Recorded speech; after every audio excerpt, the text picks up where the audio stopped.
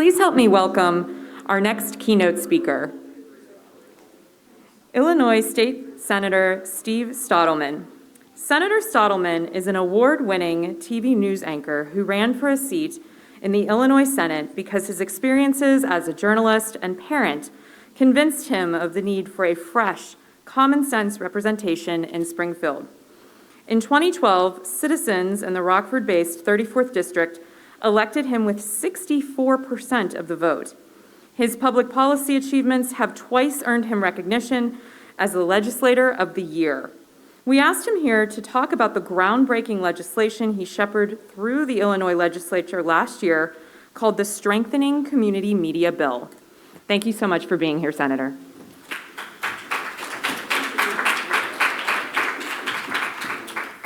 Well, good morning, everybody. I apologize you had to rearrange your schedule. It's been a crazy 12 hours. I was actually in session in Springfield, which is the capital of Illinois. And so I was there until 4 o'clock in the afternoon, and I had to drive 3 hours north to O'Hare Airport. And halfway there, I realized I don't have my passport. I didn't get an ID, real ID.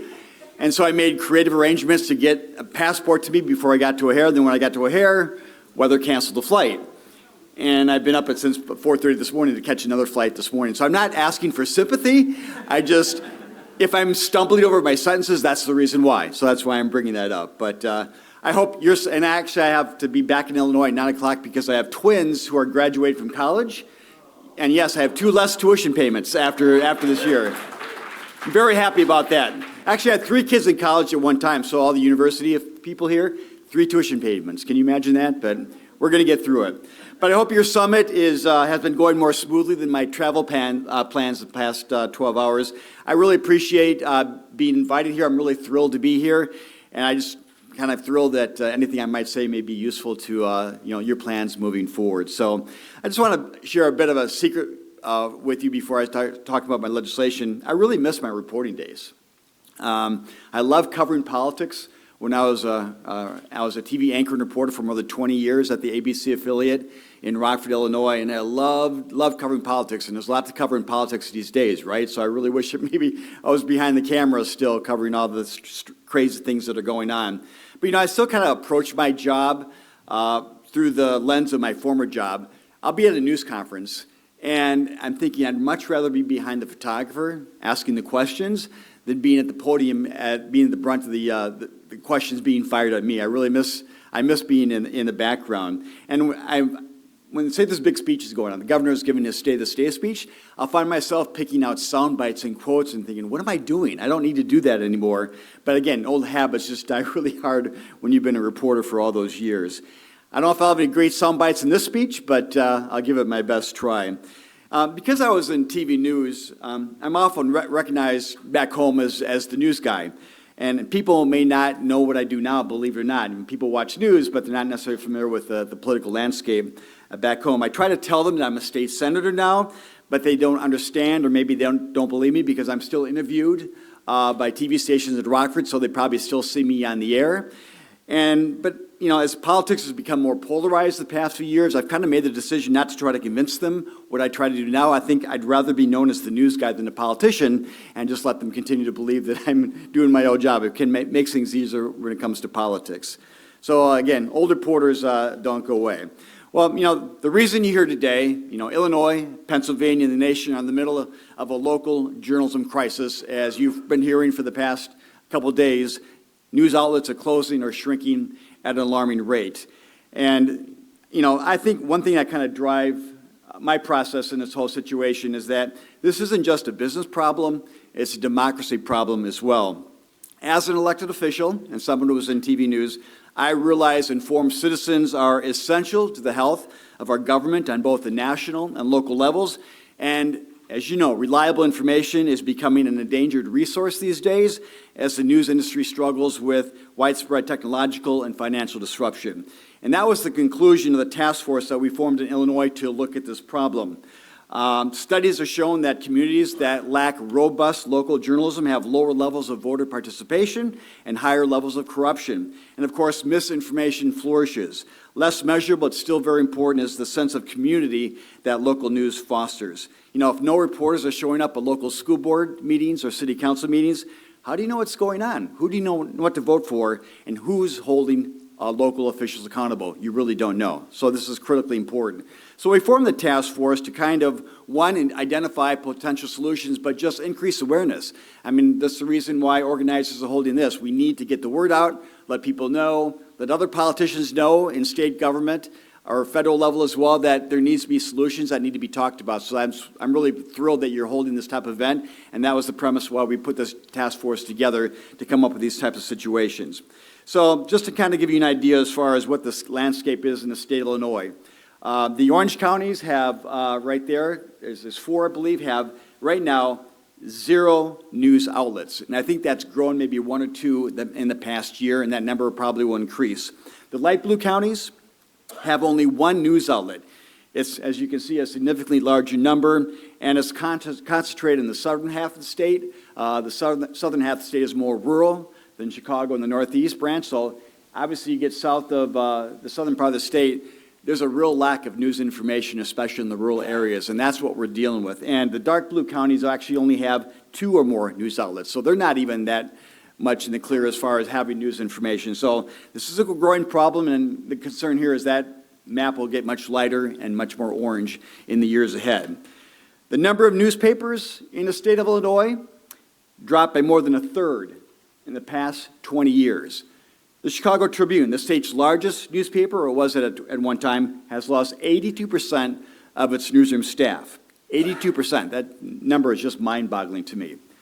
And Illinois has lost 86% of its journalists. Mainly that's in the newspaper industry. I represent Rockford, and the city's main daily is owned by a chain now. And there can be maybe 1 or 2 days in a row where you see no byline of a reporter, no local news. Content is put together by a regional hub, many times out of state. And, you know, I still get the print edition. I'm one of the rare people that gets that. And the news in the print edition is 2 days late because they have early deadlines. And I talked to reporters who work for the local Register Star, and they're frustrated because they can't even do breaking news anymore. And if you get that print edition, it's 2 days late. It's just not a good business model. I don't know how that attracts readers. I have no idea. Of course, the broadcast industry, which I was a part of, we had what we called one-man bands, journalists who operate the camera and write the story as well. You know, they were the mainstays of TV markets like Rockford, smaller markets, but they're becoming more common in big markets as well. In fact, the NBC affiliate in Rockford is owned by a station group that's now eliminating local meteorologists. These people are probably the most identifiable people in the community and a news station, and they're being told your services are no longer needed. Instead, some person across this country in Kansas is delivering a forecast for Rockford, Illinois. Again, it's just, I don't know how that attracts viewers. And during the station's B block, which is the news after the first commercial break, anchors from some hub somewhere across the country suddenly appear after the commercial break with no transition from the local anchors, and all of a sudden they're delivering the national news of the day. And if I'm a viewer at home, I'm going, what the heck is this? It's mind-boggling to me. I don't know what the business model is when it comes to corporations and how they decide to. They're trying to save costs, but it's not attractive to viewers and readers. And of course, the latest development, the Trump administration is going after funding for public TV stations. So the Journalism Task Force met for over 6 months, hearing from journalists, from larger operations to one-person online startups, media experts, unions, and others, many of the people that are represented in this audience as well. We looked at policy solutions, but I think not all solutions need to be legislatively driven. We're seeing more nonprofits funded by philanthropic efforts. The biggest example is the merger of the newsrooms of the Chicago Sun-Times and the public broadcasting station in the city, they're combining newsrooms.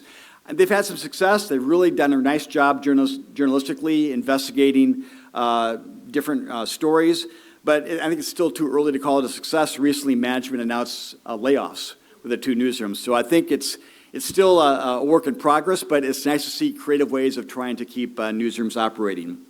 And I've always been kind of skeptical of that model because I think It may work in a large city like Chicago, but in rural areas, I think it's going to be hard to find that type of funding efforts, especially for nonprofits to thrive. Hopefully I'm wrong, but I guess that's one reason I'm concerned about. So our task force mainly focused on, legislative solutions. And you often hear, well, why should government be involved? And I, even got that from Democrats as well. Why should government take a role? But I think there is a role for government. It's not telling journalists what to report. Just make sure that the reporters on the ground and that they're telling the community stories and stories of local citizens. Government for a long time, for hundreds of years, has been involved in the distribution of news, from lower postage rates during the Revolutionary War to, public broadcasting. In Southern Illinois, that's mainly the biggest source of information of those public broadcasting stations, and the government has been funding those for a long time. So there is a role, I believe, in government to make these types of policy decisions. And I think most lawmakers get it. They may not understand market dynamics or what's going on with journalism business models, but they certainly see less media, fewer reporters covering what they do and the events of the day, so they realize something's wrong. But that's why I think we formed this task force, and events like this are important. It just increases awareness, and there's an educational component on what's happening on the ground, just increasing awareness. The reality is there's no single solution. I think all of the above approach is needed as we try to deal with this crisis. Last spring, I sponsored legislation that passed both chambers and was signed by the governor, and that the biggest probability thing, there we go. There we go. So these are some of the legislative ideas or policy solutions that we looked at the task force. Probably the most substantial provision was the payroll tax credit of $25 million over 5 years. Each year, $4 million is available for an employment credit for a journalist, and there's $1 million available for a new hire credit. So we're trying to encourage not just maintaining newsrooms, but trying to encourage the hiring of more journalists. An outlet may receive a maximum of $15,000 per employee and $10,000 for new hires, again, providing extra incentive to hire new people. Having worked in the newsroom, I know that even having one more person on staff can make a big difference in covering the events of the day, and that's kind of the theory that drove this process. The credits are capped at $150,000 per newsroom and $250,000 per corporation. I didn't want all the chains getting the funding. I wanted to make sure some smaller operations were able to access that, and so that's why we had that tier system. I kind of relied on the employee tax credit because I think it's easier to ensure what's called pink slime, or outlets that have a political agenda, so they're not able to access this funding. They're often one-person shops, and so if we steered the funding through an employee withholding tax credit, I think that went to more traditional, legitimate media, and that was kind of the philosophy behind that. But I'm sure as the program gets going, we're going to have to find ways to tweak what we did. It's just a start. I would love to provide more funding, $25 million over 5 years. That's not certainly going to solve the problem, but I think it's a start. It's very tough these days, especially as more states are dealing with tougher budgets and fiscal climates. I think it's something to build on. I think it's a statement that there's a commitment by the state to help local journalism thrive. And if we can come up with more revenue sources, whether it's through big tech, at least we have a vehicle there through that tax credit to divert that money to, so we can enlarge in that pot and help out more newsrooms and the hiring of more journalists. So again, this is a start, but I think we needed to get something on the board legislatively regarding a tax credit system.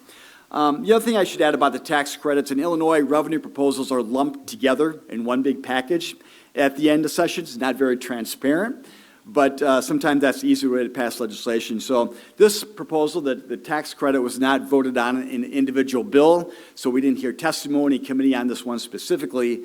But again, it was part of a package, and I think the key to passing something like this in any state is to bring in leadership of each chamber, the House and Senate, talk to the executive branch, because at the end of the day, when they sit around and figure out where the dollars and the spoils are going to go to, when you figure out who's going to cross the finish line in that budget revenue package, you need to have all the players at the table, let them know early on what you want to do, and make sure they're aware of it. So when it comes, those tough decisions have to be made, that everyone's on board. And I found that very helpful in trying to get this tax credit passed, because it's not an easy thing to do, especially these days when you need to find a way to limit funding or cut programs. Paying journalists money is not necessarily high on people's priorities list. You've got to let them know why this is important. So starting this year, the local newsrooms are applying to be certified with a state agency for this tax credit, and they'll be eligible to take advantage of it next year. And from what I've heard so far, there's been a lot of interest. A lot of media outlets have been applying, which is good. I knew that was going to happen. And unfortunately, with a lot of interest, I'm sure that demand will far outweigh the resources we have at the time. But again, let's get the process going and get this up and running. We also looked at the other things that we talked about in our policy solutions, journalism pipeline. Wanted to encourage more students to enter the field, so we passed a bill creating a state journalism scholarship program, again, to encourage more students to enter into journalism, but again, that costs money. A concept that you may have talked about is called replanting. It's a topic of increasing discussion, the ideas to incentivize communities to keep their paper ownership local. As we've seen too often, you have private equity firms, hedge funds, buying newspapers and consolidating them, and they provide little local news with few to local journalists. And I love the replanting concept, but we didn't do anything to provide incentives to that. We did something very simple, kind of takes the first step, and that simply requires local newsrooms to provide the state with a 120-day notice that they're being sold. That gives local people or groups a chance to be aware of what's going on and an opportunity to potentially put together an offer of local financing so that ownership can be kept local. I think that's really critically important, especially for smaller operations, that local ownership will ensure that there's an interest in keeping sure the resources are here. So I think this is the beginning of trying to start that process. We also looked at government and advertising. Some cities have implemented this policy, but there have been mixed results. I initially proposed a mandate that would have required at least 50% of government advertising dollars to be spent on local ads and media outlets. Obviously, state agencies don't like to be told what to do, so it faced a lot of resistance from the executive branch and administration. So I think at some point when you have a big package, you kind of have to figure out what's going to move forward and what's not, and I chose to fight this for another day. But this past spring, I did introduce a bill. The Illinois Press Association wanted me to put the percentage to 5% would have to go to local media, but we really don't know how the money is being spent right now. The state could be spending more than 5% on local media, but we don't know, so we could be actually reducing the amount of dollars that are going to local media right now. So I think right now, to start this process of trying to get more government advertising to local outlets, we want to increase transparency. So I introduced language this spring about being transparent, so we know how much is being spent and where those dollars are going. That will give us a better handle as far as setting future policy and trying to mandate government policy. But I think the bill's going to do fine. It passed the Senate unanimously. I expect the same in the House. Not heard any opposition from the executive branch. So again, I think we need to get a handle how government's spending dollars. Then we can make a decision as far as mandating a certain percentage and how those dollars should be spent. I want to spend a little time talking about big tech compensation. I introduced legislation to get big tech firms to share advertising revenue with news operations whose work appears on their sites. It seeks exemptions from antitrust laws to allow newsroom and media companies to negotiate collectively with the big tech giants such as Google and Meta. Or if the companies refuse to negotiate, government policies could require big tech to pay newsrooms. You may be familiar with Canada and Australia have passed these policies. So did one chamber in the California legislature. Also last year, the state made a deal with Google to provide funding to local newsrooms, but that plan has not moved forward. It's been pretty controversial. This is a longer-term solution and maybe the most controversial. Meta and Google have been effective in fighting the legislation. They're a tough lobbyist. When I introduced legislation, I probably was the friendliest guy for lobbyists because all of a sudden there were 20 lobbyists on my doorstep from all the big tech firms fighting legislation. It is what it is. I knew this was not going to be easy. I was not expecting big tech firms to willingly create a new revenue stream. So this battle is still ongoing. I think it's definitely worth fighting. And I'm kind of rethinking the concept. How can you make companies collectively bargain when they don't want to in the first place? And also the amount of revenue in the legislation would have been determined by the number of clicks on a page. But if you've Googled something recently, it's all put together by AI now. You don't necessarily know a specific source. And I think I saw studies that most people that go on a Google page don't necessarily click on the links. Most percentage just kind of read the caption. They don't click on the article itself. And so now you have AI-generated information. So I think the metric that we were going to use to determine how revenue would be shared, they may be a bit outdated. So I think that's something that still needs to be worked on. But fundamentally, I still think big tech that took all the advertising revenue from local media outlets need to be part of the solution here. I'm not sure what that looks like. You need probably some type of stick to get them to the table, such as some type of digital tax that California passed to get them to the table. You know, honestly, I'm more of a moderate Democrat in a swingy district, so I don't really like to I don't like to introduce tax proposals. It's politically not a good situation. I know Republicans think Democrats are all tax and spend liberals, but actually, you know, introducing taxes is not politically very smart. So I've been hesitant about it, but I realize you're going to need something to get big tech companies to the table. And again, I think we need to find a way for states to work together, such as Pennsylvania, Ohio, and California, to increase leverage with these big tech companies instead of each state individually kind of fighting these large firms and their high-priced attorneys at the same time. I'm not sure what that looks like. I'd love to find out more. I'd love to have more conversations with people who are interested in this. How can we work together to increase the leverage and make us more effective? Other solutions included advertising tax credits for businesses that advertise in local news outlets. I think it'd benefit local newsrooms, businesses, and the local economy. I included this in my original package, but I recognized early that in the legislative process, you have to kind of focus on your priorities. Not everything you introduce is going to get passed, so I wanted to advocate for something that was a direct infusion of dollars to newsrooms, and I think the best way to do that was through the withholding tax credit instead of maybe a tax credit for businesses. But I still think it's a great idea. It's good for local business as well. Republicans like that concept as well. We talked about tax credits to state residents who subscribe to digital or print media. This would provide money to local newsrooms in the form of subscriptions, which many experts say this is a key to journalism's future and sustainability. Again, I was looking for ways to more directly help newsrooms. We looked at grant programs, organizations, committees to support local news and public information initiatives. Right now, I think New Jersey may be the only state that has this type of consortium. I think grant programs are great. They can target news deserts and certain types of news outlets.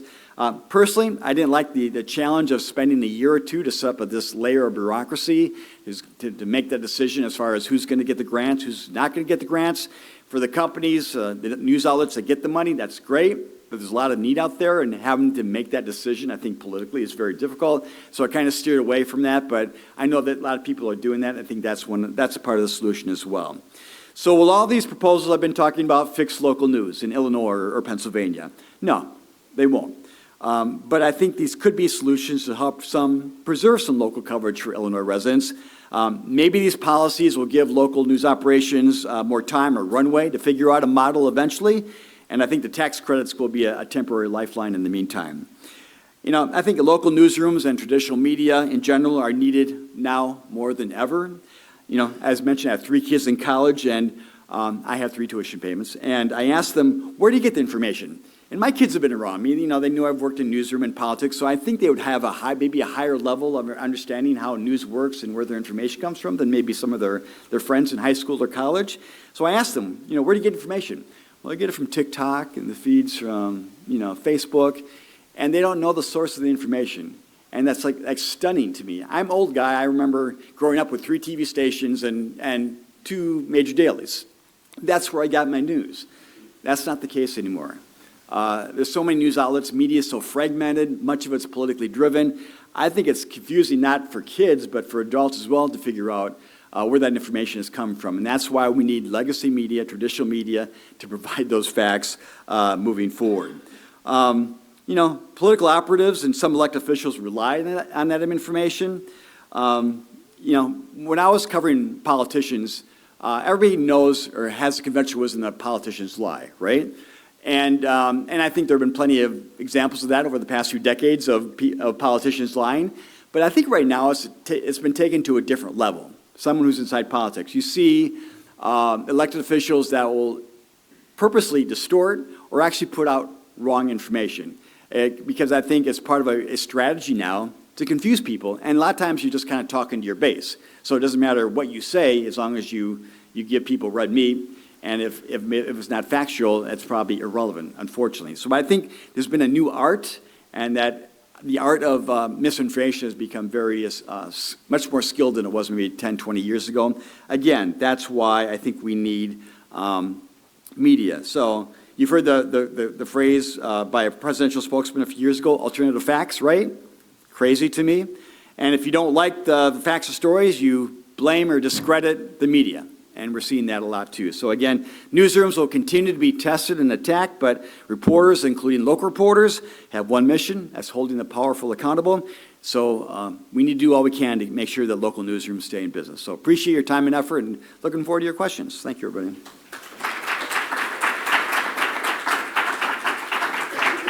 Did I do it in 20 minutes? That was great.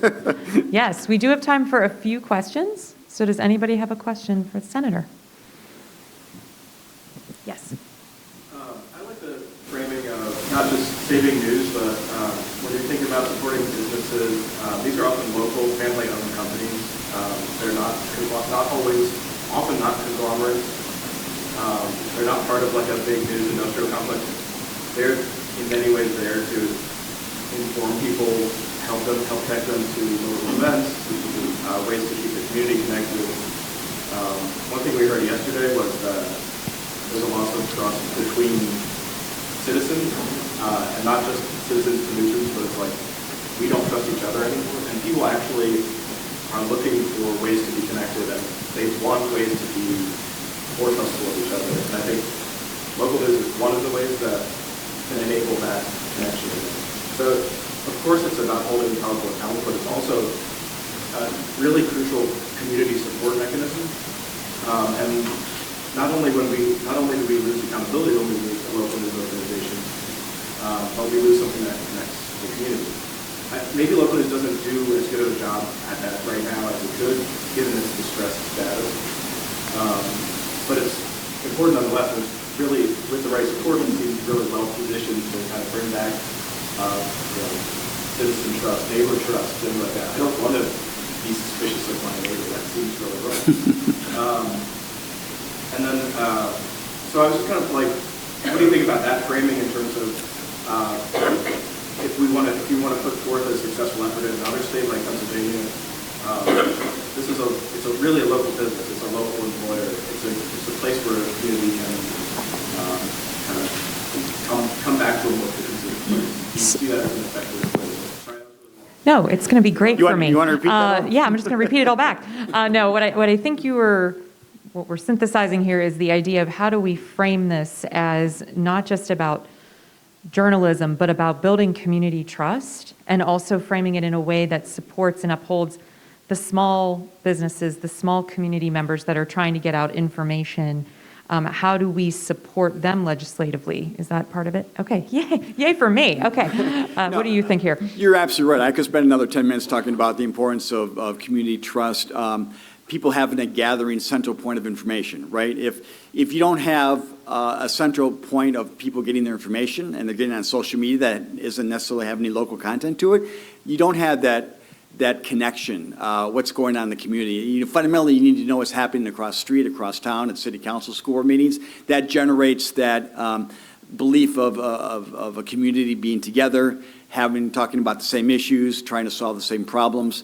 So I think it goes to the very heart of this lack of cohesion, and you point out lack of trust in a community, and local media has always filled that role.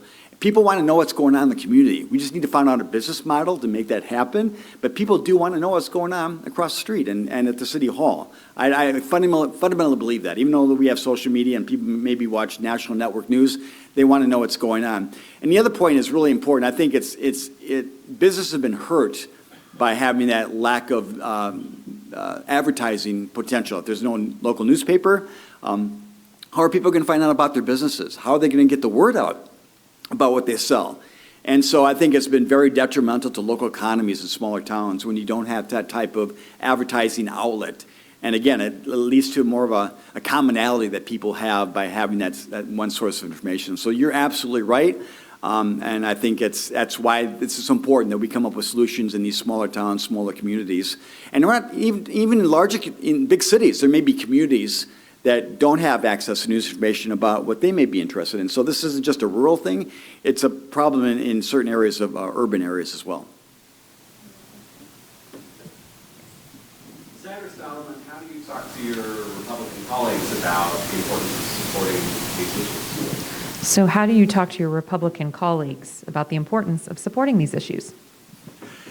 Like I said, most of them have realized that they don't have as many reporters. A lot of Republicans represent more rural areas, and so they've been probably hardest hit by their small town newspaper closing, I would argue.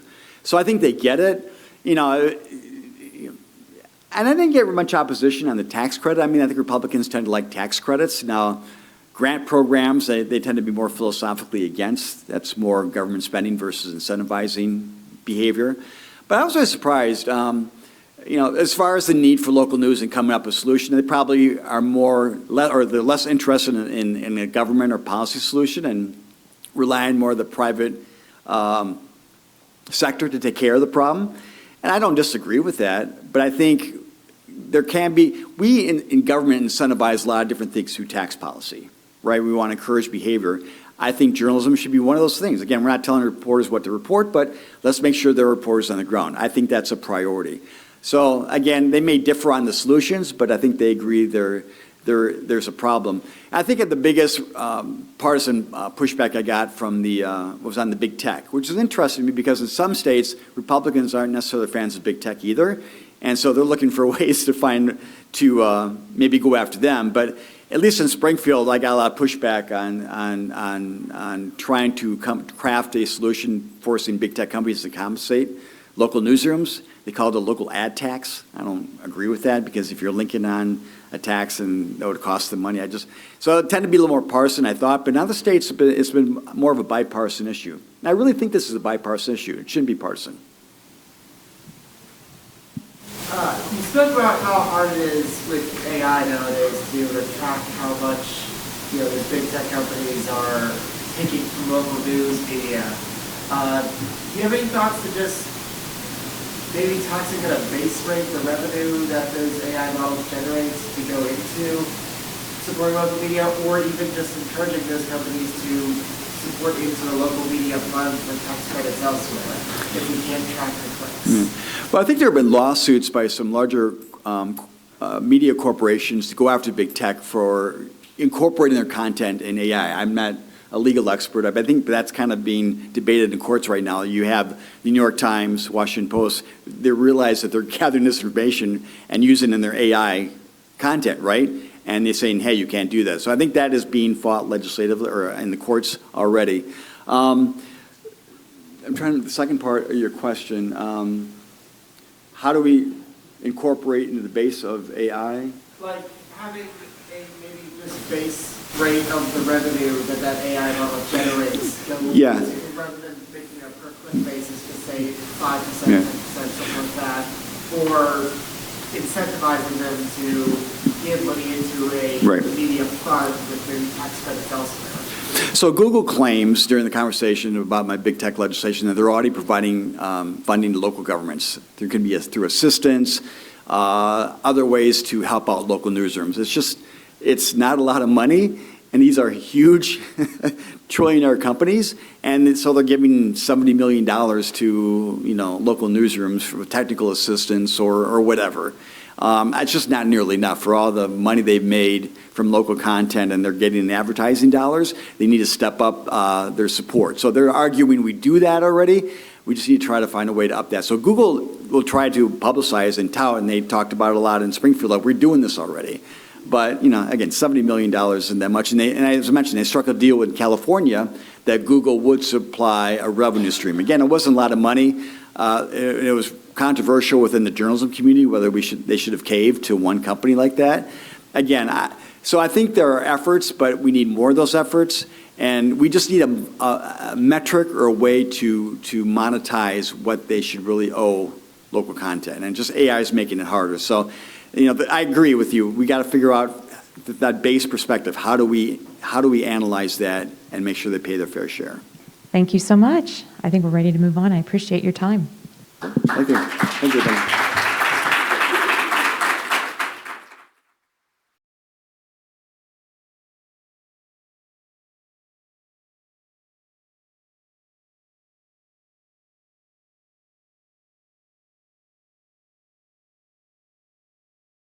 Communication and Special Initiatives. Tara is a founding fellow of the Patricia Doherty Yoder Institute for Ethics and Integrity in Journalism and Media, after serving as senior advisor for communications to Duquesne University President Ken Gormley. She was a newswoman and bureau chief for the Pittsburgh Bureau of the Associated Press for 15 years after starting her career as an investigative reporter for the Beaver County Times and founding a small newspaper on the Crow Reservation in Montana as a volunteer in service to America. David and Tara, thank you so much for being here.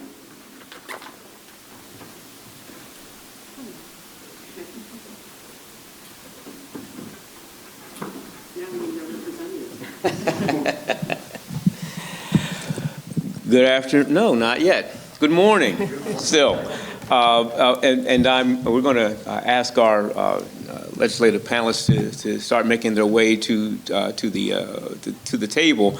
But I will tell you how determined and how committed and how dedicated our elected officials have been.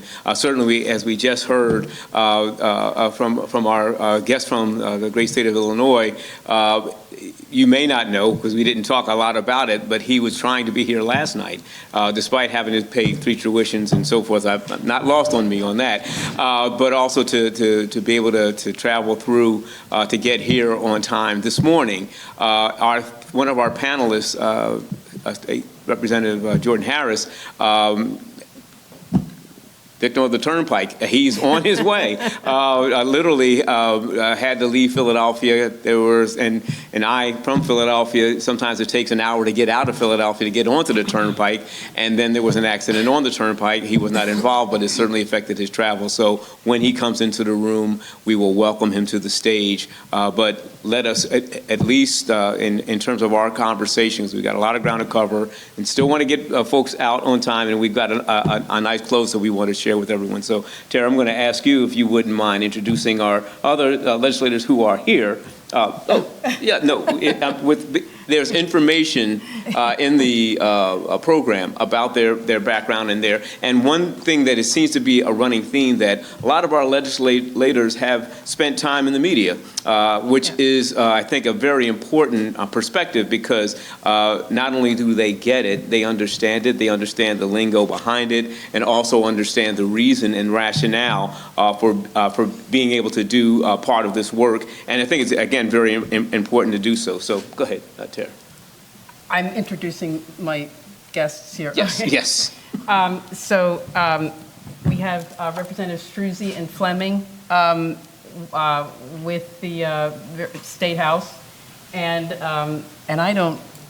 Oh, sorry. That's okay. I didn't know I was doing it's okay. this. No. I Let's didn't not. know I was doing this. Sorry. I mean, you can see it in the program. You can see the program. Let's get right into but it. both, I should tell you, both of whom were recommended by a former AP colleague of mine who used to cover Harrisburg for the Associated Press and then was the press secretary for PennDOT, and just thought very highly of both these individuals. So they were the ones I jumped Shout on. out Rich Kirkpatrick. Rich Kirkpatrick, yes. Shout out to He's a Rich. real one. Yes, absolutely. Yes.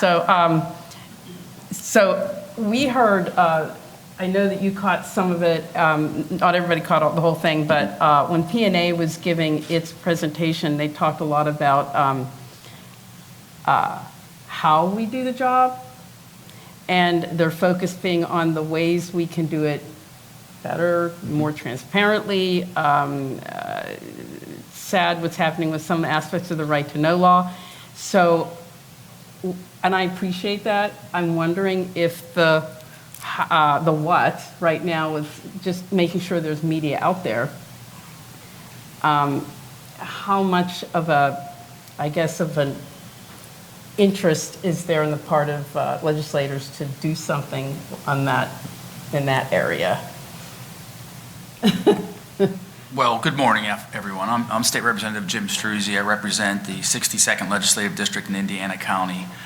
As was mentioned, I have a degree in English writing. I worked for the Murraysville Star, a weekly newspaper right out of college. I wrote for the Butler Eagle in Butler, Pennsylvania for about 2 years as a daily reporter covering everything from school boards to township meetings to high school football, which was a lot of fun. Yes. And then I went on to work for PennDOT as a community relations coordinator with Rich Kirkpatrick. And then I was the press secretary for PennDOT in District 11, which is the Pittsburgh area. So I've seen all sides of, on the inside being a press secretary, providing information to the media, covering events for the media. And now I am the representative in Indiana County, which only really has 2 media outlets. The Indiana Gazette is our daily newspaper, and we have Renda Media, which is the local radio station. Now, Pittsburgh will cover us, if it's, something that it's big news, something at the courthouse, a trial or something like that.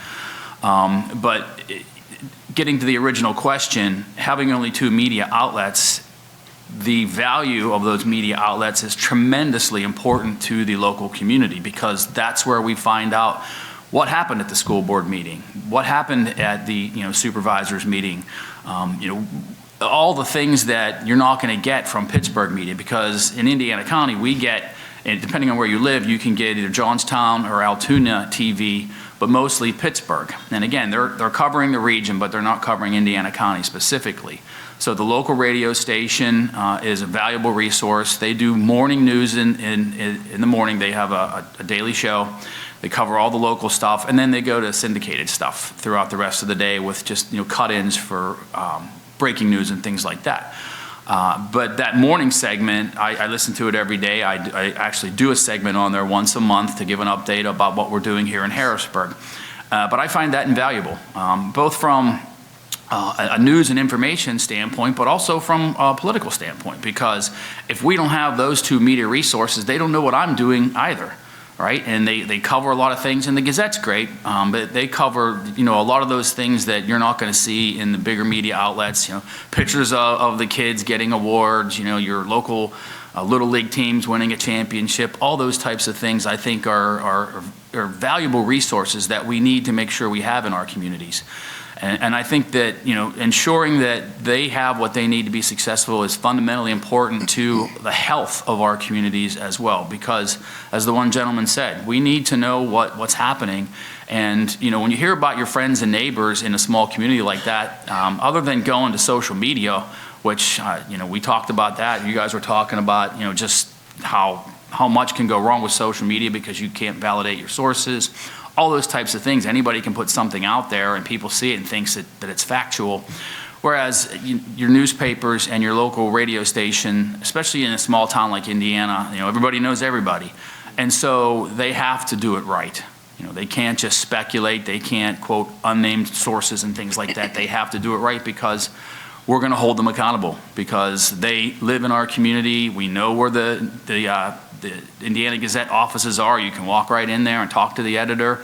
The radio station's right there on the corner. If anybody's been to Indiana County, right on Philadelphia Street across from the Jimmy Stewart Museum, and they have the little ticker that shows the local news. But again, you can see that those 2 entities are just simply woven into what is Indiana County. So, thank you. I went on and on, but No, go it's ahead, important. Justin. It's Thank important. you. Mm-hmm. Thank you, Chairman. Good morning, everybody. I'm Justin Fleming. I represent the 105th Legislative District, and I'm a bit of an anomaly. While my colleagues are from Indiana County and Philadelphia County, respectfully, I'm right here in Dauphin County. I live 15 minutes away from the state capitol. My colleagues hate me. I can sleep in my bed every night. So I don't have an hours-long commute, but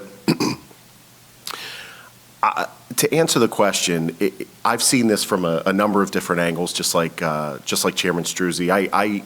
My career aspiration, hey Jan, my career aspiration was to study sports, be a sports broadcaster, or so either be on SportsCenter or be like Lester Holt and anchor the evening news across the country. Clearly that didn't happen because of the nature of the business. Long story, I got married, so I was basically, stayed put here, and I would say it's worked out. But my first job out of college was at Channel 21 on the television side. I was a production assistant and eventually a producer for the morning show. And, I've got my district office director here, Sarah DeSantis, with me. She was a reporter for the news item. And so it's something that we both appreciate. She was on the ground. We're actually took a trip yesterday, and we were talking about some of the stories she covered that stay with her, and same with me. For those of you in the area, Red Lion had a terrible school shooting years ago, Red Lion Middle School, and the names and the details are seared in my brain from having worked in the media and covered that. As part of our broadcast. After that, I went to work in the press office at 3 different state agencies with the Rendell administration. And so, just like Chairman, I've had that experience of, sort of being part of the media and also, disseminating information. Interestingly enough, I think we probably overlapped. You were probably at PennDOT at the same time I was with the administration, and I worked at Pima.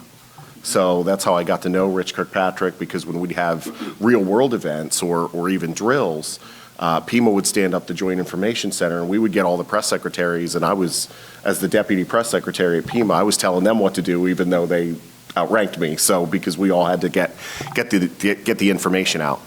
The one other thing I want to highlight is I've also seen this from a local government perspective. I was a township commissioner, and when I first started serving as a township commissioner in 2014, we had a reporter covering our meetings.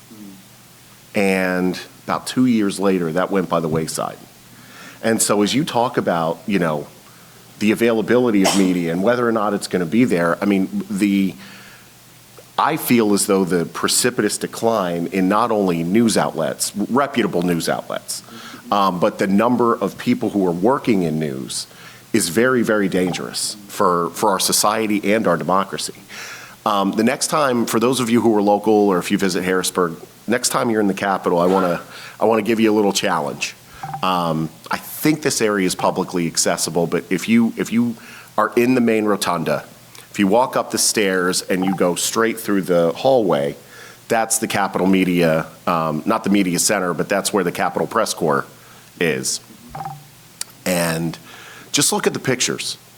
Look at the pictures of how many people comprised the press corps 10 years ago, 15 years ago, 20 years ago, 25 years ago, as opposed to now. It used to be every daily newspaper had a Capitol Bureau reporter, every single one. Butler Eagle, Indiana Gazette, Pittsburgh Post-Gazette, Tribune Review, and I used to do all the news clips. So I at one time, I knew all of the media outlets, including the weeklies in the Commonwealth of Pennsylvania, when I did the news clips for Pima. But, the Morning Call, Reading Eagle, you name it, they were all down here. And they had somebody covering the Capitol. Now we have a handful. And that's not to, the handful of folks we still have doing that, I think on the whole, do a good job of trying to establish relationships with us, trying to get the story.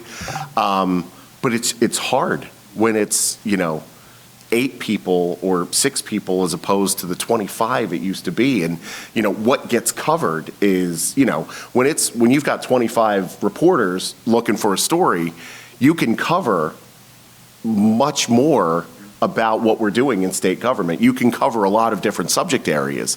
Now it's just, and this, unfortunately, and again, I'm not criticizing them or blaming them, but this contributes to the perception of how divisive we are, because it's only the 102, 101 votes that get covered and the highly controversial things.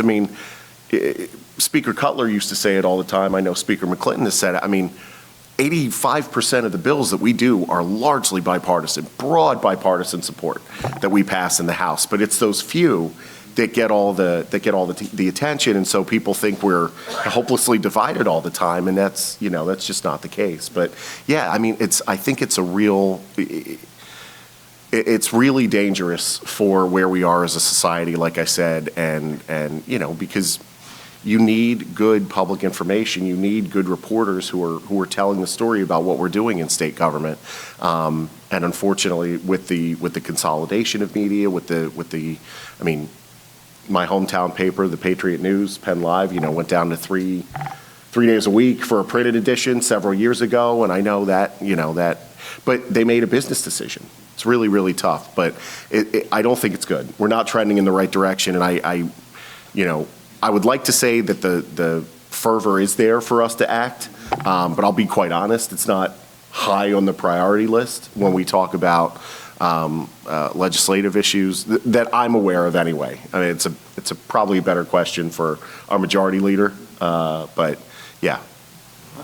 I would ask if I could. Because even the intentionality of this summit to be held here in Harrisburg was because two reasons. One, central part of the state and allow people to come, but even more importantly, we're in the shadow of the Capitol. And we, again, thank you both for being able to be here. And again, Rep. Harris is on his way. But I would love to hear you all talk about what we might be able to do. There's a lot of solutions that have come out of this summit. Not to call out anybody in particular, but there are some news outlets that aren't here, not just to cover it, but to be involved in the conversation about how to turn some of those things around. So, Chair Struzzi or Rep. Fleming, however you'd like to talk, because I think, Rep. Fleming, you hit the nail on the head that there's energy around it, but not a high priority for it, and how might, and not that we're asking for our legislators to help us solve this, but we're certainly hoping that we can engage our legislators to be part of how we collectively as a Commonwealth can make this situation better than it is. Well, I would say, first of all, how many of you have been to the Capitol? Okay, if you haven't been and you're here, go over and get a tour. I mean, you have to see it for yourself because it is simply a spectacular building, and we are truly honored and blessed to be able to work there. I think one of the main things that you can do, and Jan was just in my office a few weeks ago, is share your concerns, share your thoughts, share your ideas with us, your local legislators. Bring them in and let them see what you're doing in your respective media areas. Let them know your challenges, let them know what you're facing, and then work together on what you think might be solutions. We get inundated with a plethora of different problems from all different aspects of life. And I think the best thing that people who are in the know, in the trenches, can do is work with us to craft solutions. Because, I can't tell a contractor how to build a house or legislate around that, but we can work with them to craft legislation that maybe helps them navigate some of the regulatory issues that they have to face or things like that. So I think it's important that you have conversations, that you come in with some possible solutions and share with us what you might think is something that could help solve some of the problems. And then, at least I can speak for myself, and I know Justin and I think very much alike, is that we want our doors to be open to our constituents, to our the people that pay the bills in this Commonwealth, the taxpayers, the businesses that contribute. And that includes, obviously, all of the media in our respective districts. So if you have ideas, if you have thoughts, come in and share them with us. Yeah, I want to echo that point, and it's my second shout out to Jan. I've known Jan Murphy for a long, long time. And no one's better qualified to speak on this probably than Jan, with her time as a reporter and now with the News Media Association. I will say, when we talk about solutions, it's a big problem to solve, but I will say, some of the things that we've kicked around for years that we could do a better job of, and I've seen this from multiple perspectives, things like right to know. We could certainly be more transparent. I'll give you a brief example. So by May, we all have to file our financial disclosures, our personal financial disclosures. And, I serve on a volunteer board, and the cost for reimbursement and things like that for my service was around $8,000. And, Steve Caruso and I with Spotlight just had a conversation about it, because on the paper, it just looks like, okay, some nebulous organization, which I named, but is just giving you $8,000. And so it was really for my board service. But I appreciated Steve grabbing me in the rotunda, asking me questions about it, rather than just going out with some headline that, Rep. Fleming's on the take, some organization is funneling him thousands of dollars, and that's the way it ought to be. So I give kudos to Steve for that. And that's, That's the reason why the financial disclosure is there. That's a perfect encapsulation of why that is a requirement and why I support it as a requirement. Because our constituents deserve to know, sort of what our sources of funding are and things like that personally, and and those other activities. Is someone paying you for trips? Are you getting gifts and that are above the threshold and things like that? So that's really good. In terms of right to know, I've followed this for quite a while, and I think more transparency is never a bad thing. I mean, as Chairman Struzzi said, for me, I'm an open book. You ask me a question about, something I support, and I'll give you a straight answer. And we want to be as accessible as we possibly can to our constituents. And quite frankly, that's what they deserve. They deserve to know those things, about how we vote. And we deserve to give them an explanation about why we vote a certain way and things like that. So I am always in favor of more transparency because I've been on the other side. Oh, I forgot to mention I was also a lobbyist for 12 years. So I was a mental health and child advocate before I got elected to the General Assembly. So again, just being around the building and seeing it from all sides, and following the right to know fights and things like that. The other thing, when we talk about transparency, and I know this is a hot button issue, but with meeting notices and things like that, and how we effectuate that so the public has notice, but that's one of the issues that we have is because of our dwindling sources of media, public notices are imperiled. Because fewer people read the newspaper, they may not see the public notices. We have Penn Live here, and the Hummelstown Sun is our sort of papers of record in South Central Pennsylvania. And if there's going to be a big land development meeting, people deserve to know that. People in that community deserve to know that. But I think there is a solution. I would like to see, an expansion of something like just one sort of online resource that we can point people to. You drop down menu, hey, and then the public notices just stay there, and they stay up. So there's a record of what's been happening.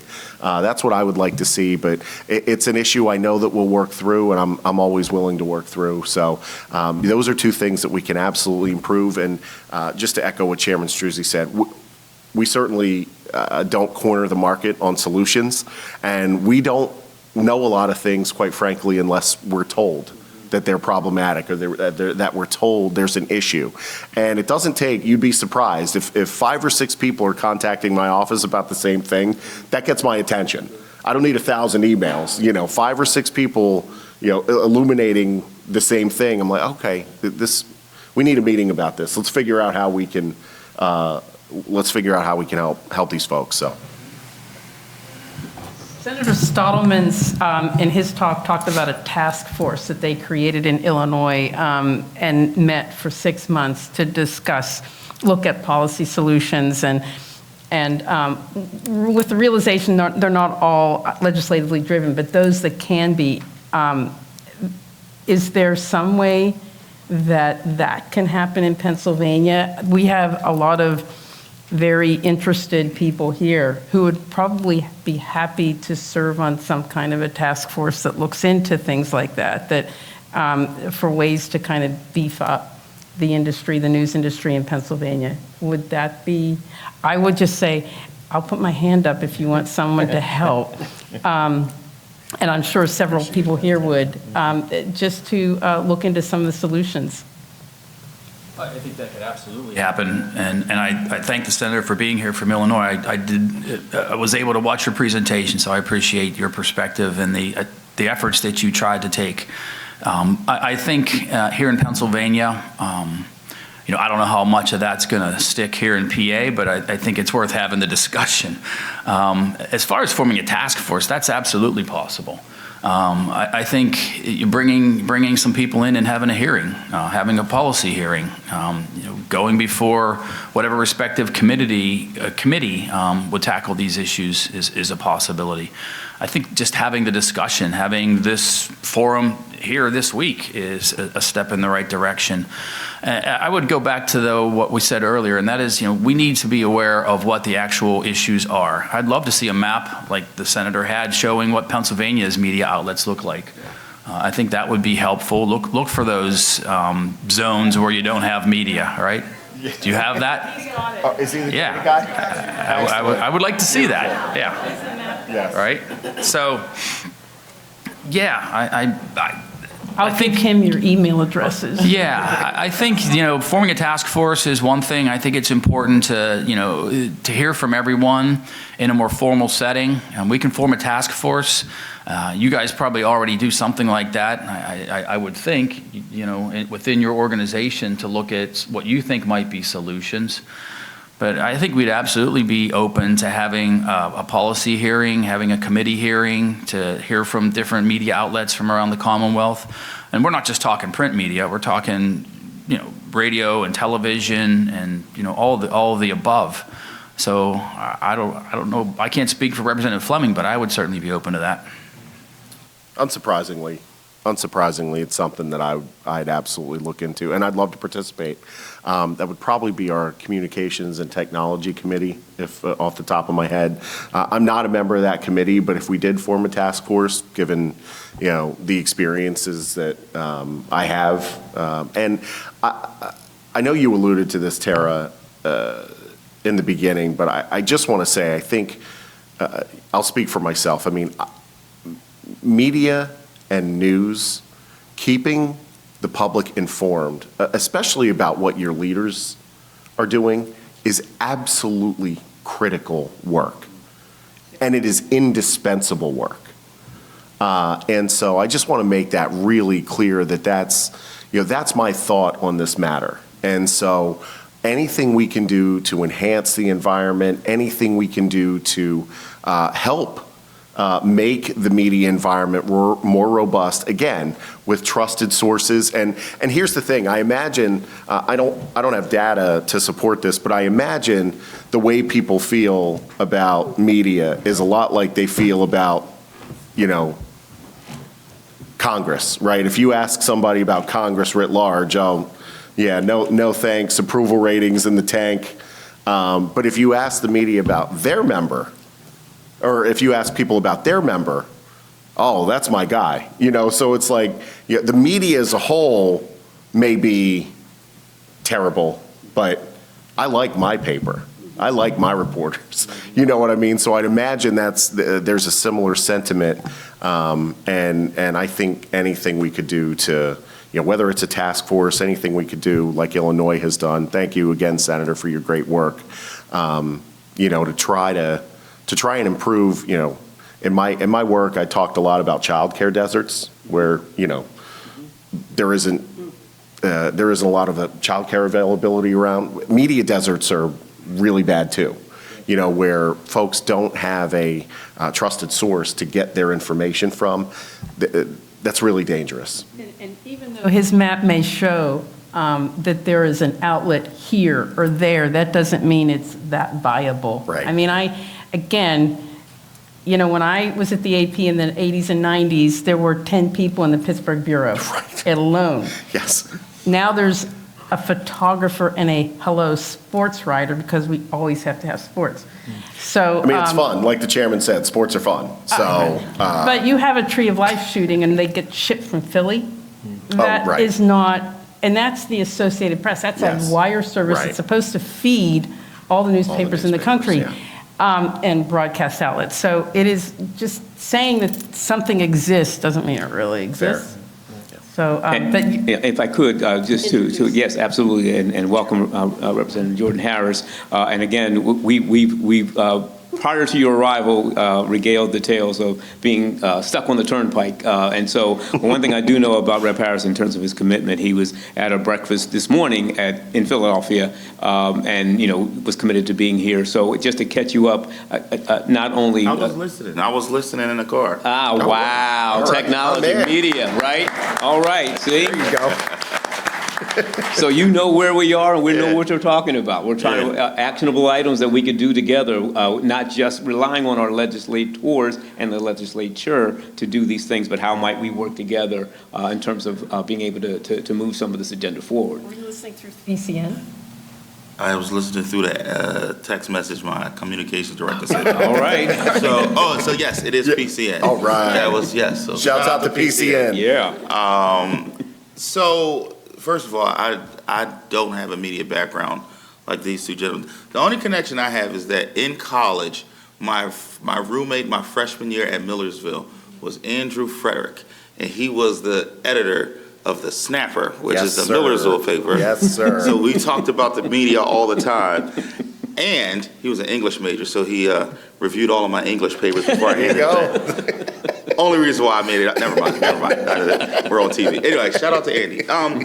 Here's what I'll say. I think we had to change, in my view, how we view each other. I think a lot of times people think you have to have an adversarial relationship with the media. Now, look, I have a job to do just like the media has a job to do. But that doesn't mean that our jobs are adversarial. And I think a lot of times, I feel like when you get elected, some electeds come to the table thinking like that. And that doesn't have to be the case. And so I think us changing how we view each other is important. I think how, on the other side, how things are reported is also important. Kind of what Representative Flemings was saying. I mean, as a whole, people have a negative view of elected officials until you talk about the elected official that they know, and then, you know, that they're great. And so I think it's important that we collectively begin to change how the media is viewed, but also how elected officials are viewed. Because I think that it erodes the confidence that people have in their government. And, you know, we both need each other with regards to what we're doing, but also how what we're doing is communicated to people. You know, a lot of times you read an article and it's like people are looking for the nefarious nature in all of the actions. And I got to tell you, I go to work with 203 people who the overwhelming majority of them mean well. We may disagree politically. We may have a different view on how to do things. But most of the people that I serve with are just good people who come from a different place with a different background and a different viewpoint on what we're doing. And so I think collectively we can work to change how each other is seen in this space. And I think that helps with people with regards to how they're going to engage with their government through what they see in the media. I think the second thing that I think is going to be helpful is a resurgence in the media in our classrooms. There's far too many of our young people who are growing up thinking the only way to get information is from TMZ or some social media outlet. Now, there's no knock to TMZ. I mean, they're actually good at getting stories. If I'm being honest, sometimes I'll see something on Facebook. I'm like, did TMZ say it? Because if TMZ ain't say it, it ain't real. And I had to check myself because, I mean, a lot of times it's these outlets that a lot of everyday average people are getting. I mean, but when I was growing up, my grandmother in Philly, she watched Channel 6. There was no other, I mean, there were other ones, but there was no other one that mattered. She was going to listen to what Jim Gardner said, and if Jim Gardner didn't say it, it ain't true. And then Jim Gardner would sit there and he would tell you there was no inflection in his voice. There was like, this is just what it is. And I think we got to get back into our schools to, you know, a lot of our children don't know what a primary source or secondary source is, so they pick up their phone and they see it. Just because a person has 100,000 followers doesn't mean what they're reporting is real, right? And so for the lifeblood of professional journalism, but also for our democracy, we need to get, in my view, back into our classrooms and introducing our young people to media at a younger age and letting them know what are reliable sources and who they should be looking for. And that's why the diversity in media is important too. Black media is important. Hispanic media is important. You know, media in our rural areas, all of those kind of things are also important.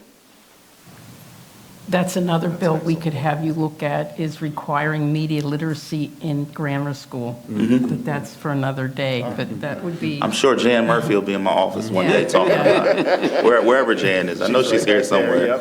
Okay. So is there any, I know we're kind of pressed for time. So if we said that maybe out of this event, we're going to have this yearly, whether they come or not, we will build it. So if we say that we would like to look into creating a group that would consider some of the suggestions made in the past 2 days, because there have been many, and you can't digest them all, to see whether there's kind of a interest in the part of the legislator to consider some of these suggestions. Would you be in favor of that? Those two guys said they would. Oh, you were asking me? I'm asking you because you just walked in. And you're a big cheese, so it's important what I'm you just a think. guy from South Philly. Yeah. No, look, and I think I said this in the meeting that I had. I'm open to looking at what we can do better. I know you guys talked a little bit about transparency and whatnot. But transparency also shouldn't be abusive. And I think we also have to recognize that we're in a political climate where, every 2 years we run for office, we have petitions. My home address is on that petition. People knock on my door. You know what I mean? And, while 14 years ago almost, when I first got elected, that was okay. Nowadays, you never know why somebody is showing up to your house. And, there have been people, elected officials, who have been harmed. And judges. So I have also a responsibility to protect my home and myself. And, it's crazy when you're having lunch somewhere and then on Twitter, somebody is talking about where you had lunch and what you were eating. Like, that's wild. Yes, it's happened to me before. So I think we have to make sure that transparency is available. We also have to be responsible with that transparency, so it can't be weaponized. So, a small municipality isn't getting, 10,000 requests for something, that is, one, costing the taxpayers resources, and just something that's not really in the interest of the public. So I think there's man. So there has to be a balancing act. For me, am I willing to sit at the table and discuss what those things look like? Absolutely, because I think it is valuable that people know what's going on and know what's going on with their government. I'm not sure, because I'm just looking at time, because I know that there was a lot of folks we had, and we started even our summit saying how valuable fellowship and conversation was around tables and things of that nature. And there was a lot of conversation about the having legislators in attendance here. So I'm not sure if we have time for questions. And I also don't, I know it's Friday, and I know that some of our legislators have come a distance, some just 15 minutes away, Rep. Fleming, thank you very much, but would be here. So I'm kind of looking at my partner, Pam, to see if we have time for questions from the audience, because I'm sure there may be some. Can we? Yeah, okay, thank you, Natalie. We have the room all day. Well, yeah, right, but Paid for the whole day. right. But again, want to be respectful of your time. Yeah, go ahead. First of all, I want to thank all three of you gentlemen for taking time out of your schedule to meet with us. But I think it was Representative Harris that identified some of your colleagues have adversarial relations with the media. What if, based on the earlier suggestions, we come to our representatives to voice our concerns if we're represented by one of those adversarial lawmakers that one have no part with the media because they don't trust them or whatever the case might be? How would you recommend us voicing our concerns to our state legislators? If I can just quickly repeat the question for the broadcast, how might we, as folks who will be coming to some of our elected officials, who might be those folks who are on the adversarial side, how might we approach that so it can be a productive conversation? And that's for anyone on the panel. Well, here, I'll start, honestly. So after I got elected, I'm the new kid on the block, so I just got elected in 2022. and reelected in 2024. I made it a point to go see all of the news directors of the broadcast stations. Of course, I knew Jan, who was covering the Capitol with Charlie Thompson for a long, long time. So I had those relationships, but I would recommend to any media members, regardless of party, if someone new gets elected, take the time to go meet with their office. Just sit down one-on-one. The conversation's off the record. Just get to know one another as people, And of course, if they want to do something on the record, that's totally fine too. But I would say, I used to tell when I was a lobbyist, like I said, I would tell, I lobbied for social workers, psychologists, and kids. But I would tell social work and psychology students, go meet your representative. Mm-hmm. Go talk to them. We are people, just like everybody. We are doing a job that puts us is a very public-facing position. But we're human beings, just talk to us, reach out to us, and just try and build that relationship. It's always harder from a policy perspective. It's always harder to say no to somebody that you know well, and sometimes you have to, than it is to a complete stranger. So just take some time to build a relationship. I think that would be the number one thing. So what I would say, I agree with Representative Fleming. I think when our new members get elected, I think it's important for folks to go and have conversation, particularly off-the-record conversation, just to introduce. I think the other thing is to realize that all elected officials, even the ones who have an adversarial relationship, want to use the media, and in a sense that they have a press conference, they want you to cover it. There's no reason to have a press conference if you don't want press. So every elected official, when they have press conferences, they want you to be there. So, I think there's always going to be an opportunity to interface with elected officials because they're, at some point in time, they're going to want to interface with you. They're going to send you stuff. And quite honestly, if you're having an issue with the adversarial one, when they're having events that you can get to, go. I mean, honestly, to Justin's point, we're literally all just people, and I do believe that a lot of times when you get beyond the titles and just deal with people as people, I think things go better. Now, that's not to say that you're not going to still do a story when it's necessary, and I think people understand that, and you should have that real conversation. But I do believe that every elected official is going to want to interface with you at some point in time to talk about something that's important to them. And that's the other thing, find out what is important to them. And maybe that's how you start the conversation about what those things are. Because look, it doesn't, I can tell you, if I'm talking about, social work, stuff like that, if I want to talk about coal, I know Jim is going to talk to me about coal for 3 hours if I let him. He is going to talk about Indiana County and coal. It's going to happen. So if I want to talk to Jim, I should probably start off talking about coal. Am I right? Come on, absolutely Jim. right. Do you want to talk about it now? No, Jim, we don't have to talk about coal today. Give him the room all day. I want to talk about like 2 minutes versus anthracite. I mean, if I could just echo what both gentlemen have said, I think relationships are fundamentally important.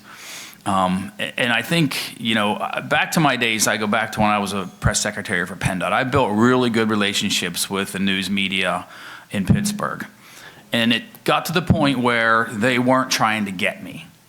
We had a good enough relationship where if I was doing an interview and I said something wrong, they weren't looking for that gotcha moment. I'd be like, oh, sorry, I didn't mean to say it that way. Can we, And I think that, that respect allowed me to be more open with the reporters, knowing that, they weren't going to try to get me.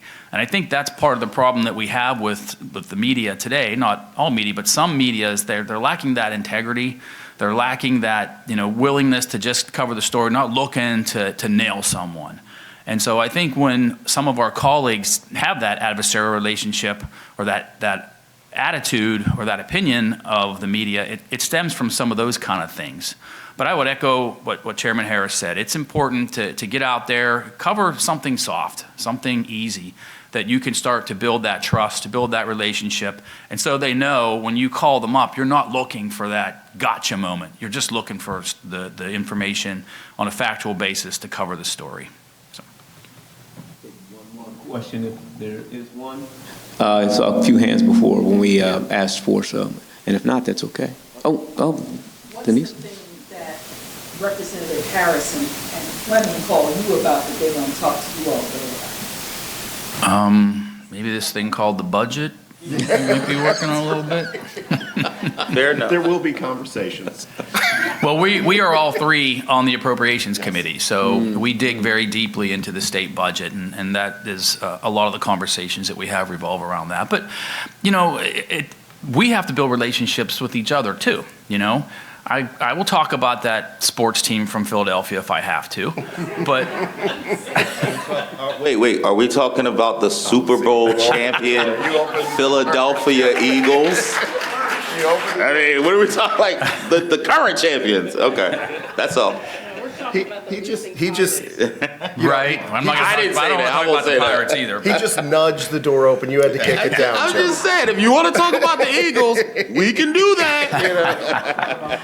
Yeah, and we all agree. Again, sports is fun. Yeah, sports is fun. But we have to all get along too, and you know, having those personal relationships makes a difference in every career path in all walks of life. So, Chairman, when were you first elected?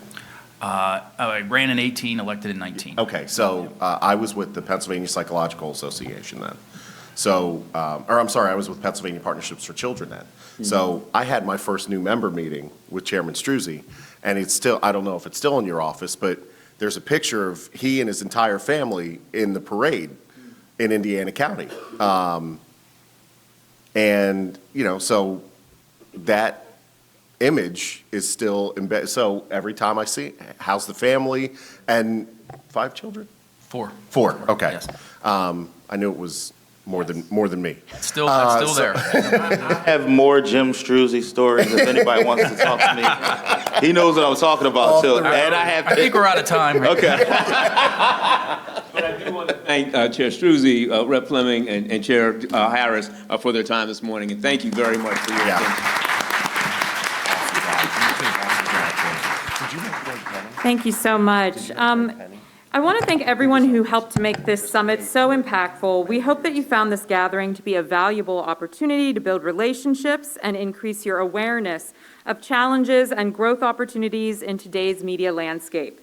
The way people engage with news and have the news delivered to them, it may be changing, but the one thing that should always remain consistent is being able to trust our news sources, have coverage in all of our communities, and remember that a strong, free press is pertinent to a functioning and a healthy democracy.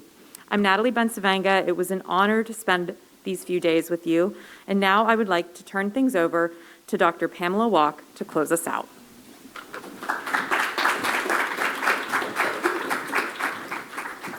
Thank you, Natalie. I just want to say that we are just very grateful to all of our speakers who took time to be with us these past 2 days, many of them flying from all corners of the country, driving across the turnpike. The knowledge that you imparted and shared with us has been priceless. And so for the speakers that are left in the room, if you would just please stand so we can recognize and give everyone a round of applause. Thank you.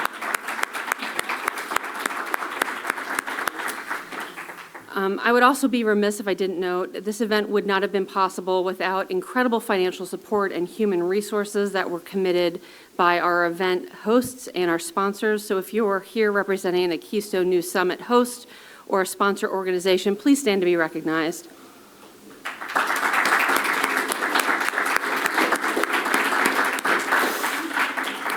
One of the goals of this summit was to not just reveal the challenges facing local news, but to bring people together who care about the state of journalism in Pennsylvania and who want to do something about it.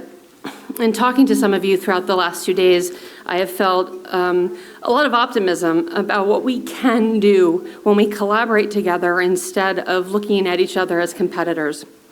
And I think that we have also seen what can be done with little resources and a lot of ambition, and what can happen when we just jump in and find unique solutions to our own communities, and especially after taking time to listen to people and what they want.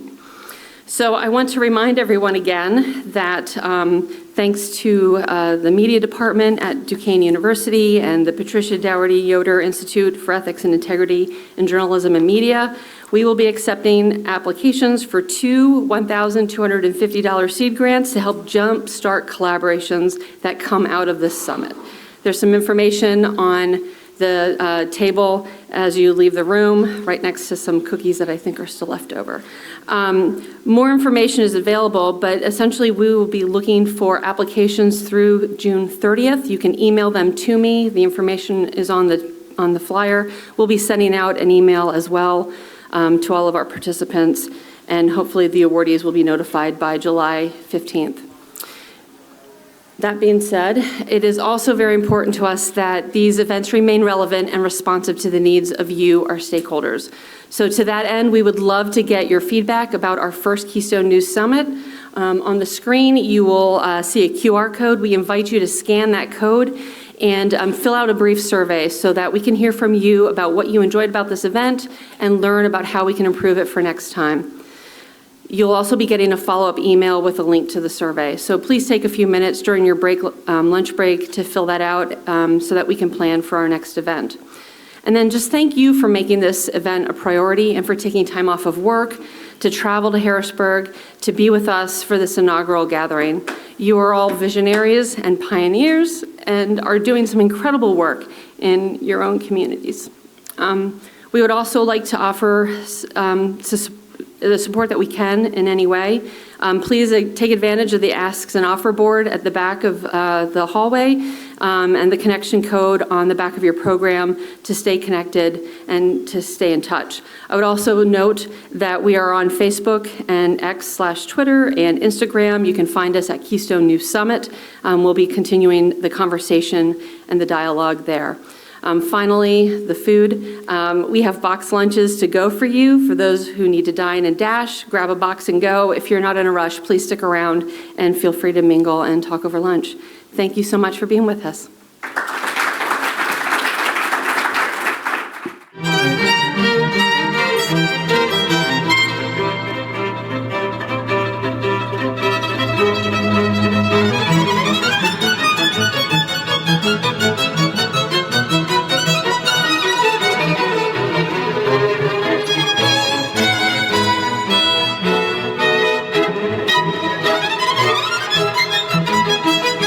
Thank you.